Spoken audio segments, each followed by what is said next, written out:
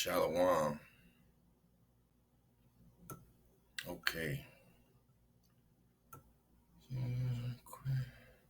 Shalom. What's up, everybody? Okay, man. Good day to everybody, man. Doing great. You know, praise the everlasting King. Praise Him. Okay. Kingdoms, man. Kingdoms. Kingdoms are the real things. These lines on the map, these states, these are not real. We're still under kingdoms, and I'm gonna show you that. And I realized this Coventry is full of holes, right? Full of holes. But if we go through and find the facts that are laying within these pages, which, as others have put, somebody effed up and left in there, and they did, because when you follow those facts, it's what you call corroborating evidence, right? It shows that there's a lot of facts on this page as well, even though there's some things that look and sound funny, or to some to some okay. So the first coincidence, of course, is that both of them are called Alfonso. This is how I found Alfonso of Coventry in the first place, looking up Alfonso the First of Portugal. And I went and compared them, man, a couple weeks ago, right? And I went right to Alfonso's page, and now I go back to it. It's changed, but I found it. They already went back to the page and changed it, but I found it. It's somewhere else where they didn't change it. Okay. So here we go, Alfonso of Coventry, and we're going to see that even the dates are pretty close to the same. I think actually Alfonso of Coventry his rule began 5 years after Alfonso of Portugal. Okay. Known in history as the conqueror. Okay. The founder or the great. And, like I say, it was right under there, but it's not anymore. It's talking about Henriquez, which also was his nickname because he was the son of Henry. And of course, you see he was nicknamed the Conqueror, right? But then it goes into some other stuff. But this is where I found it.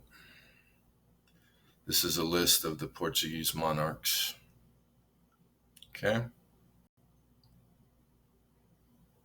Alfonso the First, the Conqueror, the Great, the Founder. Okay, so they got the same nicknames. The Conqueror, the Great, the Founder. This is Alfonso of Coventry. This is Alfonso of Portugal. Okay. Um,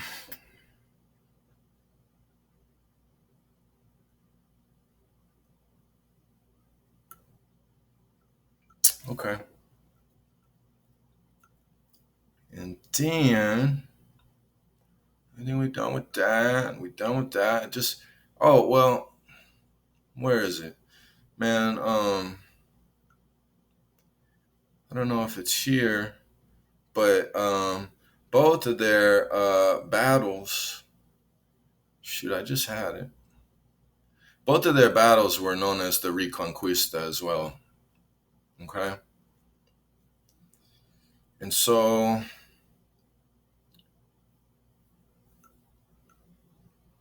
here's something else. Let's go here. I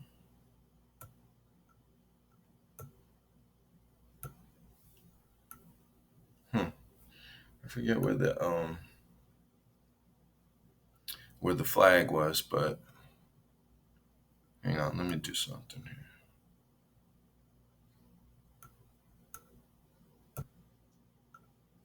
Okay, here we go. So check it out. Coventry. There's the flag of Coventry, right? Kingdom of Coventry, sovereign nation. Okay, we've been through this. But just a little recap. There's the flag, right? So I was reading the other day about South American history. Anyway, there's the flag. There's the flag of New Spain. There's the flag of Coventry. The sawtooths are even pointed the same way with three on each arm. You know, look, exactly the same. Okay. Oh, wait, that was over here, right? See, same.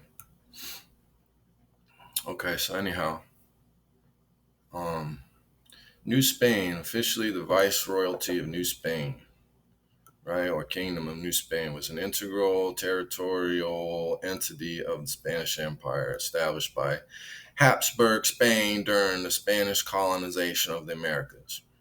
It covered a huge area, was included in now Mexico and America Southwest, California, okay, South America, even Philippines and Guam. It is considered to have started in 1521 after the fall of Tenochtitlan. These are the people that conquered the Aztecs. These are the people that conquered the Aztecs. Could I show the picture of the man that's sitting on the throne now, Guilherme the Fourth? This is the man alive today, ruling still, that is responsible for the destruction of the Aztecs. Okay, ruling today. And look where the territory is. All right, you got to listen to this, man, because I didn't even realize what that other document was saying, but Lex got it, man. These cities are still owned by kings. These cities in Virginia are still owned by this Guillermo the Fourth. Okay, and we're going to read on here, and we're going to see that those are not the only cities. Those are not the only ones that are owned by. I can prove a couple more here, but shit, they probably all are. Just like what he said, right? Everything owns. You know how this shit works, man. Somebody owns everything, right? All right, fall of Tenochtitlan, main event of the Spanish conquest, officially created in 1521, Kingdom of New Spain. It later became the first of the four viceroyalties being created in the Americas. Its first was Antonio. Its first viceroy, so that was the ruler, was Antonio de Mendoza Pacheco. And the capital both of the kingdom and of the later viceroyalty was Mexico City. This was developed over the ancient city of Mexico. And look at this, man. Wait. Mexico Tenochtitlan, right? That was you guys' city. That was the Aztec city, the original real people city. Okay. Let me think. Let me just. Whoops. I didn't mean to do that. Let me just show you what popped into my head while I was doing this. Okay. I just looked at Mexico all of a sudden. Where was it? I just looked at Mexico and thought Morocco. Mexico, Morocco. Morroco. Almost the same word. Mexico, Morocco. Pretty similar. And I'll show you real quick, man. There's two kingdoms of Spain and Morocco. Even still today, I think one of them was known as Sabta from Genesis 10. Let's say Spanish kingdom in Morocco. One of them was called Quetes or something like that.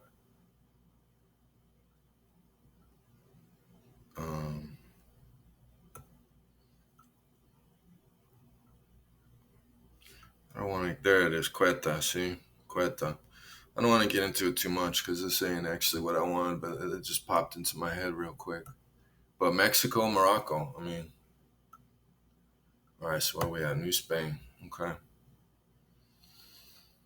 Other kingdoms, viceroyalties of the Spanish Empire, bordered New Spain. They were given the right of appeal to the most senior representatives of the king. Make sure this really is.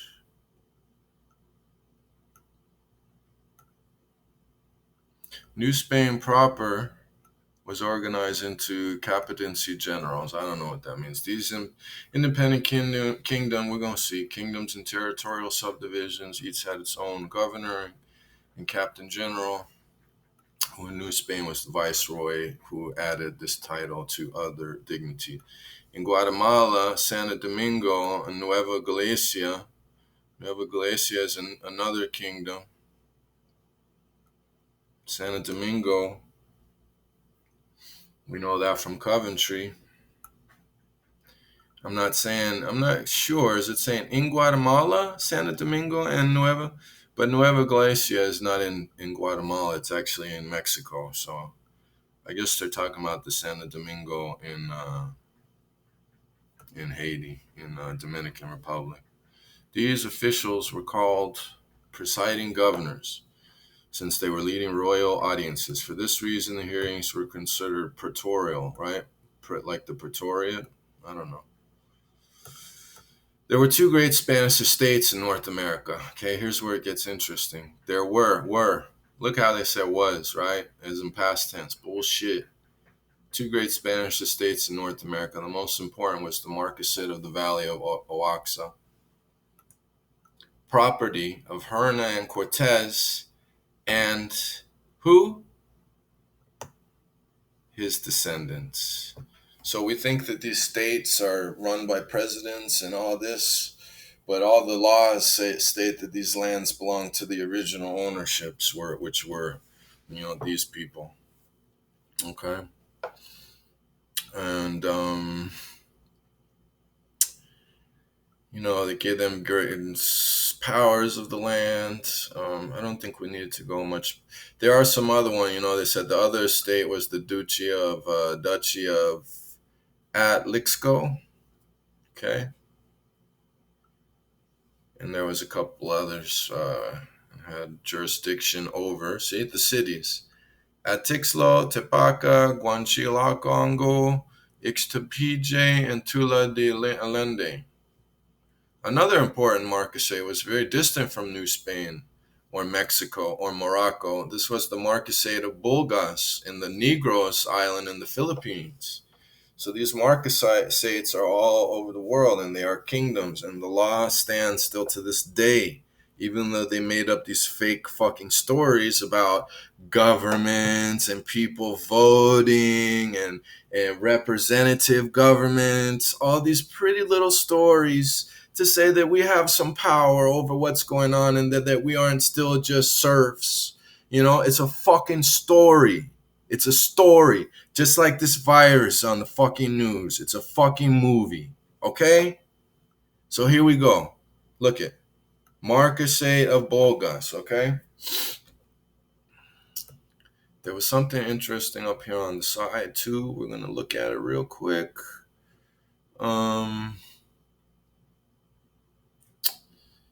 Where is it? So this Council of the Indies, okay?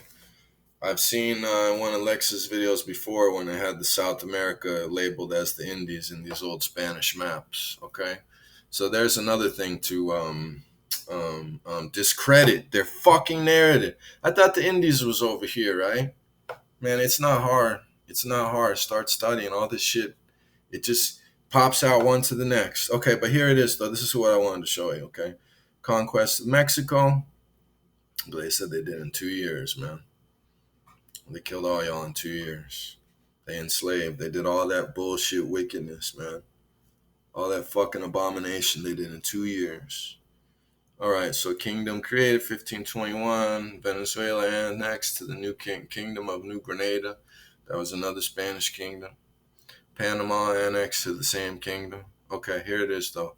Acquisition of Louisiana from France and renamed Florida. Okay. I don't know why, but to me, that's significant that Louisiana was actually named Florida. I don't know why. I got something else about Florida here, too. So, I mean, this stuff just keeps popping up. But look, it already mentioned the Valley of Oaxaca, right? Let's take a closer look at that. The Marquisate of the Valley of Oaxaca, okay, is a hereditary marquisate title in Spanish nobility and a former senatorial estate in New Spain. Former, yeah, sure. Um, it was granted to Don Hernan Cortez, conquistador, who led the conquest of the Aztec Empire by Charles V, Holy Roman Emperor in 1529. Despite its name, the Marquisate covered a much larger area than the Valley of Oaxaca, comprising a vast stretch of the land in present-day Mexican state of Oaxaca, Morelos, Veracruz, Michoacan, and Mexico. The title was held by Cortez descendants through 1814. Okay, there's a little history here. Okay, when the Constitution de Apazingan abolished hereditary titles in Mexico. Oh, how cute. Okay. After the 12th Marquess died in 1859, all right, that's after it was abolished. I don't know why they're still counting marquises, but anyway, his successors as Duke of Monteleone appear to have not renewed this title until 1916, when the 16th Duke of Monteleone became the 13th Marquis of the Valley of Oaxaca. The title again became dormant until his death in 1938. A member of the cadet branch of the family, descendant of the 7th of the Marchioness, asked for the resumption of the title in 1973. 1973, and it was granted to him. The descendants of the 13th Marquis, a family established in Italy, I don't know what that's about, has claimed the title but has not taken any legal action in Spain against the legal holder. That's interesting. Given the multiple claims, the 1535 entailment guaranteeing the continuation of the marquisate was conditioned on, among other things, loyalty to the King of Spain. Man, okay. Okay, who's the present holder? Present day holder, Alvaro de Linco de Figueroa, 15th Marquis of the Valley of Oaxaca. Okay, so you seen before I just said something about Florida, right? Um, Louisiana was renamed Florida. I'm just going to see real quick something about the monarchy of Coventry. There's a lot of facts in this, y'all. Okay, monarchy of Coventry, commonly referred to as the crown. Okay, we already read this. Golden stool. Yeah. Okay. History: the monarchy of Coventry dates back to Alfonso.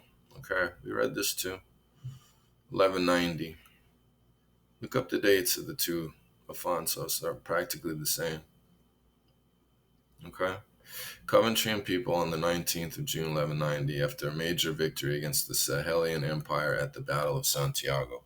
Now, I couldn't find out where this Santiago was, this Battle of Santiago, but pretty big, um, here's another pretty big coincidence. I don't know. There's a lot of matching stuff between this so-called Kingdom of Coventry and, excuse me, the Kingdom of Portugal. Okay.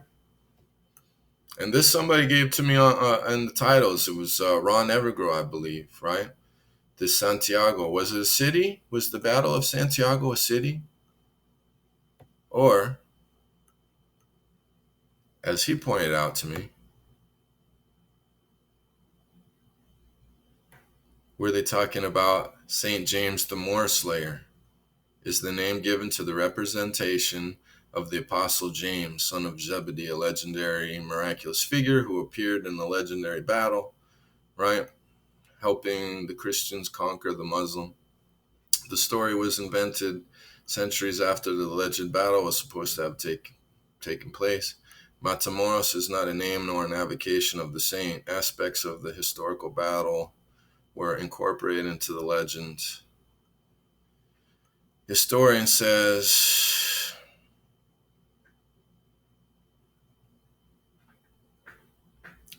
anyway, this Saint Santiago, they're saying Saint James, but if I could find it better. There, Santiago de Compostela. This Saint Santiago, see, Order of Santiago. This is referring to this legendary saint that helped them win the battle.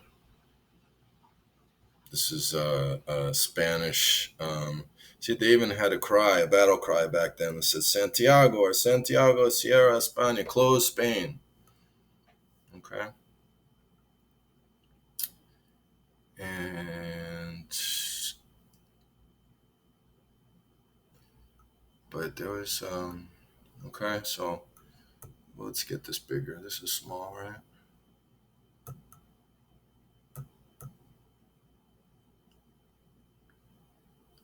Okay. Battle of Santiago. Okay. Santiago Matamoros, the Moor killer. Okay. Look it up. Look up wait, I didn't get to show it. Let me pause real quick. All right, so it was right there the whole time. Saint James the Moor Slayer, in Spanish, Santiago Matamoros. Okay, but look at, I just found something real quick, real interesting. I just had a thought, man. Um,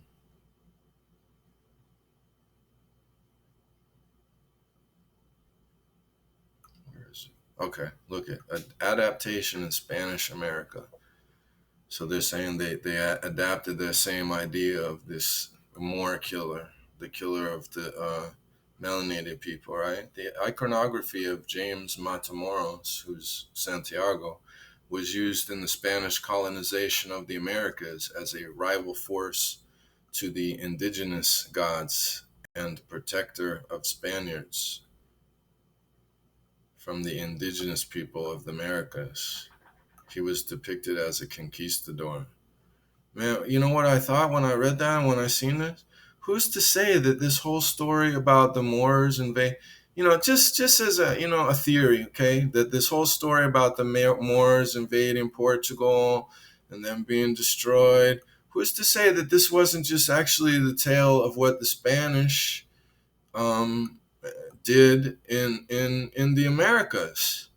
Right? It's the same story, is it not? He just told you that they adapted it in Spanish America. The same idea that they had this Moor killer, this Moor killer. So who's to say that maybe this isn't what lies under the cover up, right? I don't know. I don't know. You know what I mean, though? Is that does that make any sense? I don't know. Um, anyway, I think that's it.